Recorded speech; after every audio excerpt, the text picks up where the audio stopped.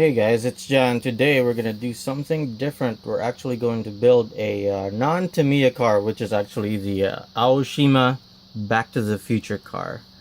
And I'm not sure what the licensing issues were back in the day because technically it's supposed to be called Time Machine, but we'll forget about that. And we're gonna go ahead and start to build. We're just gonna go change the angle of the camera. Okay, so hopefully all we'll need is some screwdrivers and maybe the side cutter like we usually do for Tamiya stuff. So we're gonna go ahead and start building it, and I'll put in my comments every once in a while to see what I find.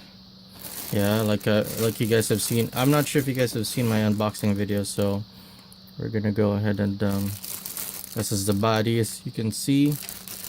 I think the chassis is in there. A technical four-wheel drive chassis that Aoshima had back in the day, and then we're gonna let me see if it comes with a motor. It doesn't look like it comes with a motor. Okay, so hopefully the Tamiya motor actually works with it. Okay, all right, so at the end of the video we're gonna go see if the Tamiya stuff is actually compatible, like especially the most important part is if the Tamiya parts are compatible with at least the front bumper, because I think the rear also might be expandable, but I don't know if that comes with this kit. So alright, we're gonna go see if we can build the Tamiya, not the Tamiya, but the Aoshima time machine. So let's cut through this. 1997. Here you go, guys. Let's focus on it. Yeah, 1997 was when it was last built. So, or at least when they got the what do you call it? The rights to make the car. So, from what I can tell, it seems slightly wider than a normal chassis. Let me see. I don't have anything normal around me.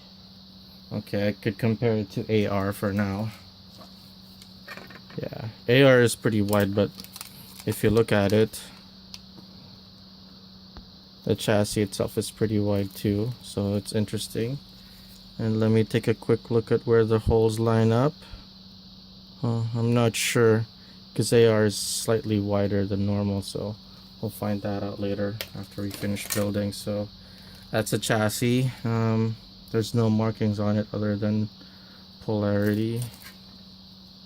It kind of looks like it's Tamiya compatible. Hold on. Let me just check it with a touch dash that I have lying around. That'd be funny if it works.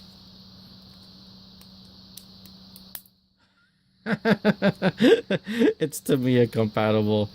I think it's Tamiya compatible. Okay, that's cool. We're gonna go see what else is good. Let me take out that touch dash. Looks like the support pieces are here. Alright. Those look like the inner chassis pieces. Now let's go look at some of the other pieces. Looks like some of the body and the wheels. Oh, and the gears are here too. And the what do you call it? Instructions. Although I'm pretty sure I could figure this out, except the gears, maybe. Most of the stuff looks like it's pretty straightforward. And no, I'm not gonna paint it because I don't have the time. I'll just build it just for fun. Oh, I almost threw away the manual like I do to me, because I don't really need the manuals anymore. Let me see.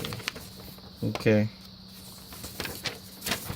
What's funny is that the car that's on the directions looks like a Magnum Saber. Okay.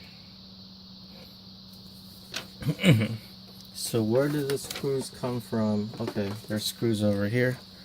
So apparently you need to take those out too first. So we're gonna do that. Okay, so first step is going to be finding, looks like one of these screws right here. Actually, no, you need two of them. Looks like you need two. Need two of these screws, and then this piece with the chassis.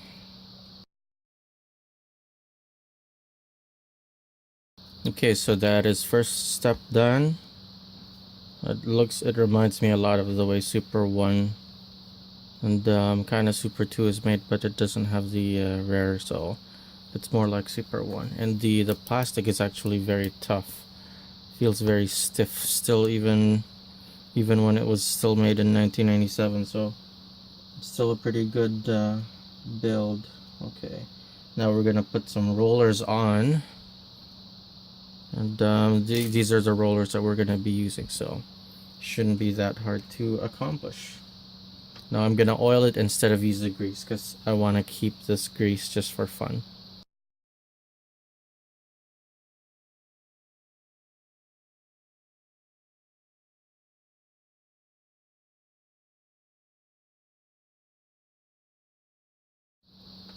Okay guys, so that's what it looks like with the chassis rollers mounted already. So it looks like it has its own 5-degree angle, and we're gonna go and continue on and mount the transmission, and it looks like it's kind of loose. I'm not sure if you guys could see it, but look at the gap on this side, and this side has a bit of gap too, so I'm gonna go see if you could even tighten it, so let's go do that. Okay guys, so I tried to hammer the what do you call it, the pinions in, but it doesn't look like they move. So what I'm going to do is I'm gonna remove the pinions to see if I could even try to make it tighter somehow, because that is way too loose, and as you know, a loose transmission is a slow transmission. Okay, so we're gonna modify it right out of the box. Okay guys, so I tried to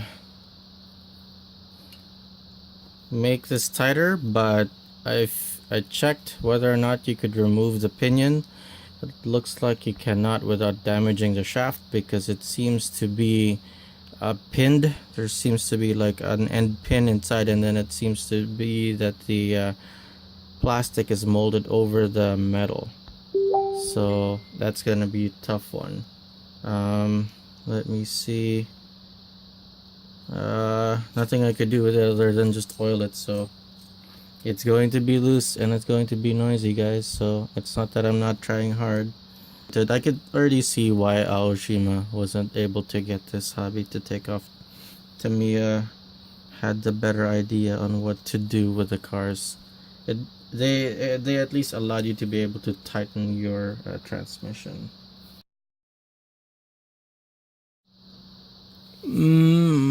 Okay, I gotta show you guys something really stupid and really funny at the same time. So the next gear that we need to put in is C2, right? Okay, now C2, right? And that's supposed to slot into this gap right here, right? This area right there, you could see a bit of a gap. Now we're gonna look at C2. All right, I'll show you what the gear looks like. If you look at the label, let me see if you guys could, hopefully the camera could focus on it. C2 is a part that you have to cut from a tree, from the parts tree, and if you could tell, it's attached to one of the gear teeth right here. You see it? Oh, it's not gonna be easy to focus. All right, let's see if it focuses. There you go. You see, it's connected to one of the gear, one of the teeth. Okay, all right.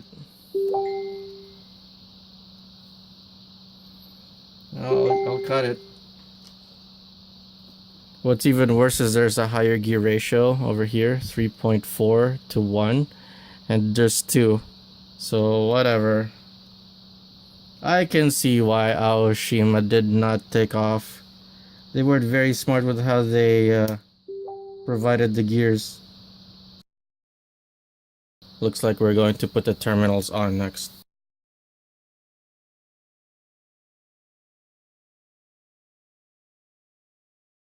Okay guys, so the funny thing is that when you push through the pinion, hopefully the camera will focus to it or not, you're supposed to be having a little bit of the shaft poking through, and they give you a part that lets you do that. So we're gonna see if we could do that now. Press it in.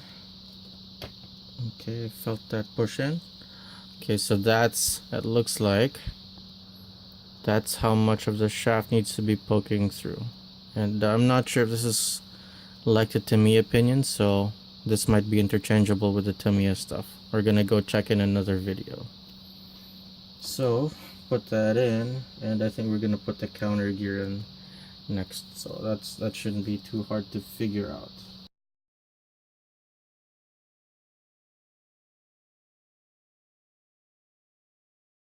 Okay guys, so that's the counter gear right here for 4 to 1, and I actually like the way that this is done. The gear itself, the pinion itself, is in a lower position. That means it gives it a little bit more torque, but I'm not sure how strong this pinion is because I've seen the old Tamiya pinion and it was pretty weak. I remember it cracking a lot back in the day, but the gear, the way that it's done, where you have the counter gear is a lot bigger than it is for the actual spur gear over here, and it makes the counter a lot stronger, but the spur gear may be weaker, so it could be half and half. But the issue that I had the most was having to cut the gear out of the sprue again, because the sprue is once again where the gear is. So I think the gear should have been molded separately, basically on their own, the way that Tamiya has it. But then I'm just griping now all of these years afterwards, so it doesn't really matter. Next part is the front terminal assembly, which shouldn't be that hard to figure out. Okay, so pretty simple. You slide the switch over, it pushes it down, and that should turn on the motor. So what we are actually going to do is start putting in the transmission, at least the rest of it first, and that shouldn't be too hard to figure out. You just need to put the wheels through the shafts, and we'll finish that up. We'll continue on.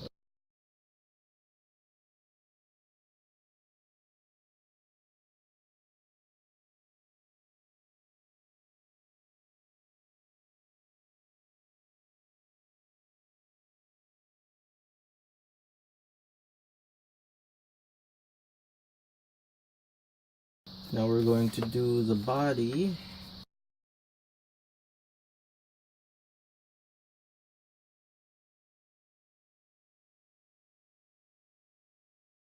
Okay guys, so I've put the two pieces that you need for the body. The Mr. Fusion right here, the Mr. Fusion reactor. I'm not sure what this is right there, but it had me put that on. And the latch here for the front. So it's pretty easy. And of course the windshield section. I was kind of unhappy with the way that they had the windshield section put in, because they're basically held on by like latches right there. Here, yeah, like that. There's one right there, and there's one right there. And I thought there should have been some sort of peg here, and then like a piece of plastic that's putting it in. So well, these will still shake out when you start racing them, so I might run it for a while. But if everything actually fits, I'm pretty sure that you could put Tamiya parts on this thing right here, on this car. Oh, that's a bit tight. Interesting.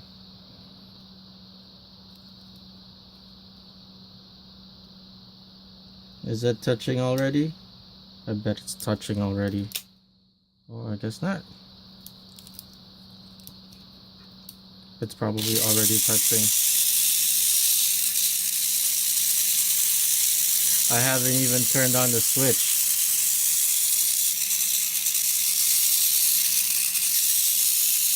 That's funny. We're gonna go fix the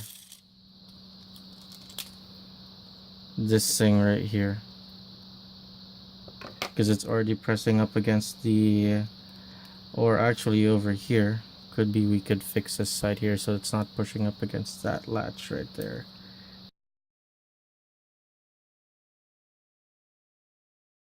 Okay guys, so now I've changed the motor as well, so that you can see that the moment I turn the switch on, it actually works, not like the touch dash where you have to kick start it for it to start running. Put that in, and next time I go to the dojo, I'm gonna go race some people for box stock and see what they think about the time machine. Alright, so I'm fairly certain that I've fixed the switch. I'm gonna go click that, and there's a lot of weird bad design sort of like setups on this car, so there you go. It's that propeller, it's very loose. The propeller, what's happening with it right now is it's going back and forth in there. So what I'm gonna do is on the next video, we're gonna go see if we have any Tamiya parts that actually fit in there so that we could actually fix that issue, because it's very noisy. And we are going to put this on here, and where is that body lock? Right here. Wow, you can barely reach in there. I don't know if they really thought of the design when they made this car. Okay. All right, so it actually looks pretty cool, I'm not gonna lie. I just don't like the green rollers. They don't fit the car well. So what we're gonna do is we're gonna change that. I think we're going to I'm not sure if you could still buy that piece, but I don't think you can, so I'm not gonna bother with that. But I'm gonna upgrade the bumper here and the bumper here. Well, the bumper here and the wing here, because I think there's Tamiya parts where I'm gonna show you just real quick what I found out earlier. I was just messing around.